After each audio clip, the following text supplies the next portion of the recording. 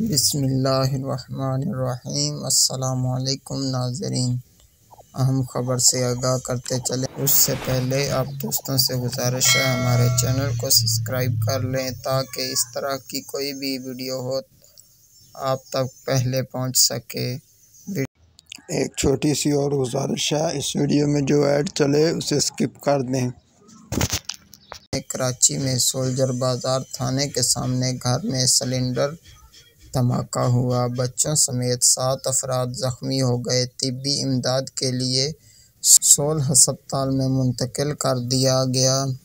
Rescue ذرائع کے مطابق تمام زخمیوں کی حالت خطرے سے باہر ہے۔ کراچی میں سولجر بازار تھانے کے سامنے گھر میں سلنڈر دھماکہ ہوا، بچوں سمیت 7 افراد زخمی ہو گئے۔ ریسکیو ذرائع کے مطابق تمام زخمیوں کی حالت خطرے سے باہر بتائی جا رہی ہے۔